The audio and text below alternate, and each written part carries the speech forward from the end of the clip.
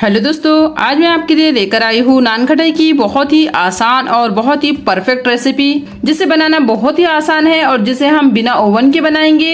इस तरह से हर कोई नान खटाई घर पर बना सकता है। तो चलिए रेसिपी शुरू कर लेते हैं। जिसे बनाने के लिए हम यहाँ पर सबसे पहले एक बाउल लेंगे। हम यहाँ पर कोई भी एक थोड़ा बड़ा सा बर्तन ले लेना है। जिसे बनाने के लिए हम यहाँ पर सबसे पहले घी लेंगे। तो मैं यहाँ पर आज इस नॉर्मल कटोरी से आपको सारा मेजरमेंट बता रही हूँ। इस तरह के मेजरिंग कप से मैं आपको आज नहीं बता रही हूँ। आप चाहे तो मेजरिंग कप का भी यूज कर सकते हैं, लेकिन आज मैं इसे सिर्फ नॉर्मल कटोरी से मेजरिंग करूंगी। तो हमने यहाँ पर आधा कटोरी घी ले लिया है।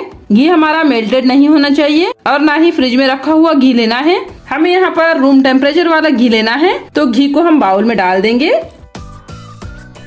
मैंने यहाँ 1/3 कप यानी कि पौना कप चीनी दी है, जिसे मैंने मिक्सी में पीस लिया है। तो हमें चीनी को पीस कर लेना है। तो हम इसी में चीनी को डाल देंगे।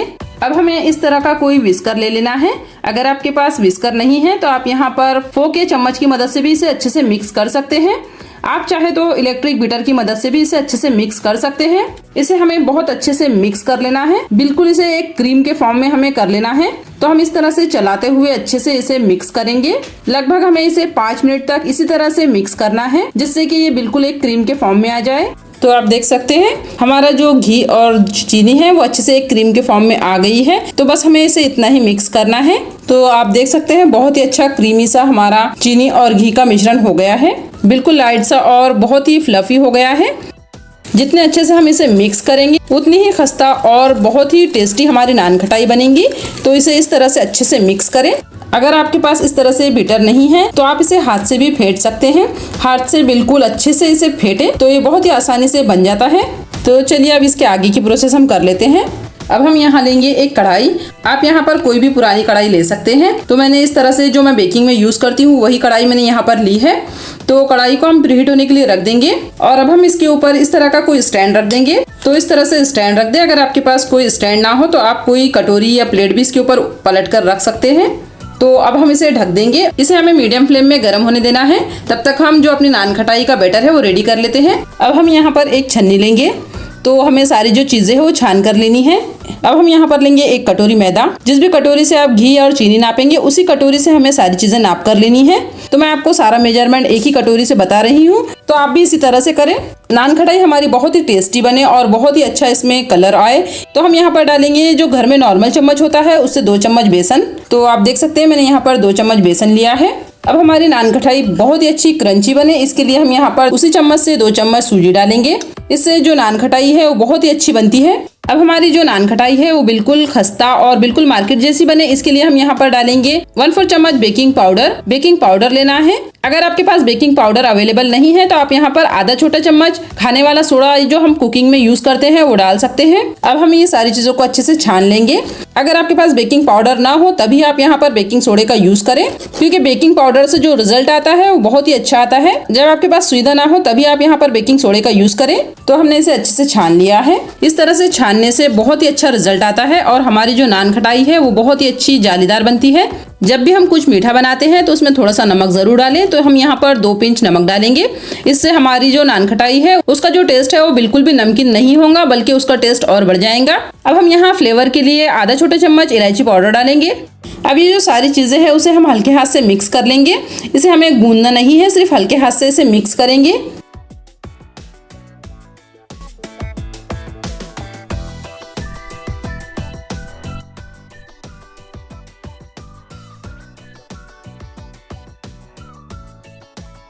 तो आप देख सकते हैं बिल्कुल परफेक्ट हमारा डो रेडी हो गया है। इसमें हमें और कुछ डालने की बिल्कुल भी ज़रूरत नहीं है। अब ये बिल्कुल अच्छे से रेडी हो गया है। तो आप इस तरह से चेक करके देख ले इसका जो आटा हमने लगाया है वो बिल्कुल परफेक्ट है या नहीं। तो आप देख सकते हैं इस तरह से इसकी बाइंडिंग हो रही है, यानी हमने जो डो रेडी किया है वो बिल्कुल परफेक्ट है। तो इसे हम अभी थोड़ी देर के लिए रख देंगे और इसे बेक करने के लिए हम प्लेट रेडी कर लेंगे। तो हमें यहाँ पर इस तरह से एक प्लेट ले लेनी है।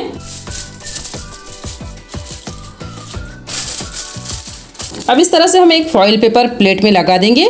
इससे क्या होगा कि जो हमारी प्लेट है नीचे की वो भी काली नहीं होगी और जो नान खटाई है वो बहुत ज़्यादा नहीं जलेंगी। तो इसके लिए यहाँ पर हमने फॉइल पेपर का यूज़ किया है। अगर आपके पास नहीं है तो आप यहाँ पर बटर पेपर भी लगा सकते हैं।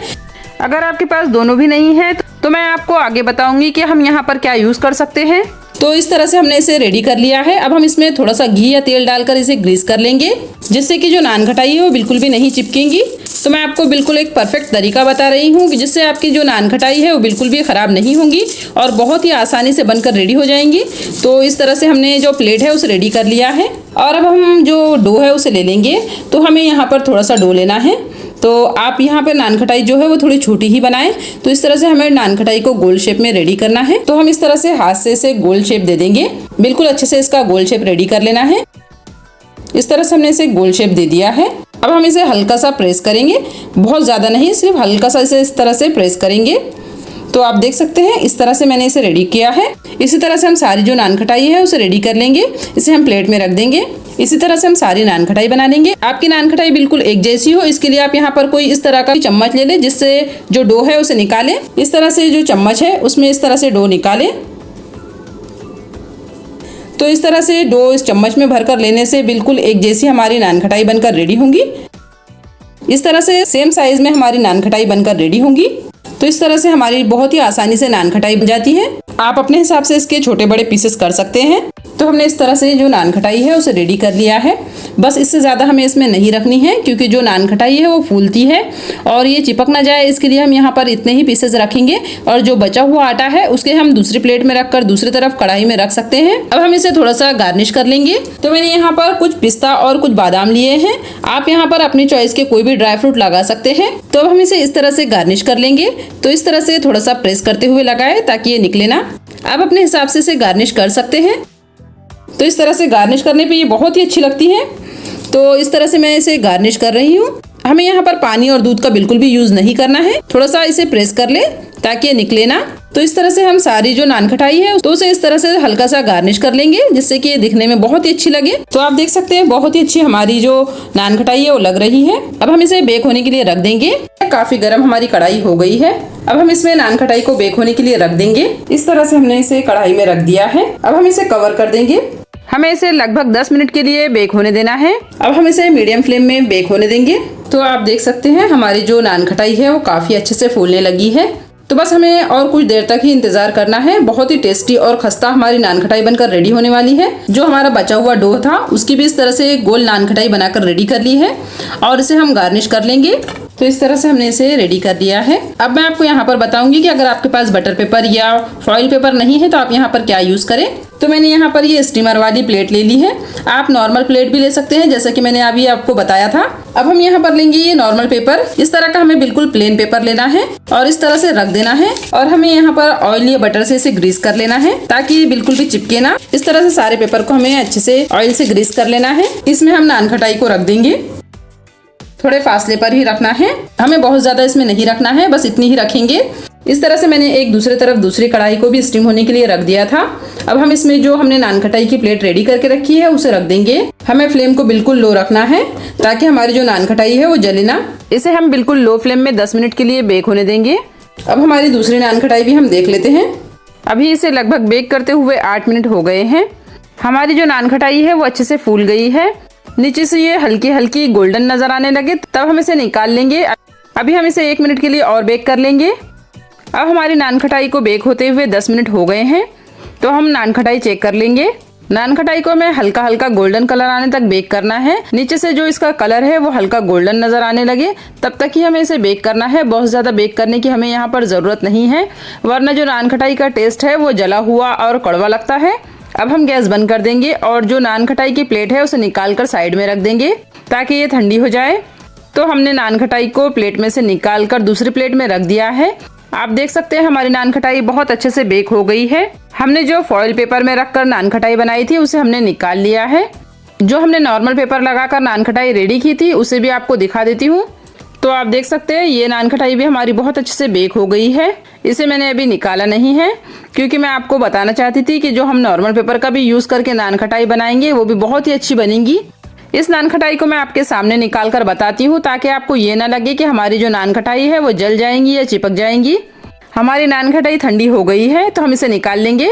हमने इसे 10 मिनट के लिए लो फ्लेम में बेक किया था। जो हमारी गैस की फ्लेम है और जो बर्तन है इसकी वजह से 1 या 2 मिनट आगे पीछे हो सकते हैं, तो आप इसे 8 मिनट बाद जरूर चेक कर ले। तो अब हम इसे निकाल लेंगे। तो आप देख सकते हैं हमारी नान खटाई नीचे से भी बहुत ही अच्छे से बेक हो गई है।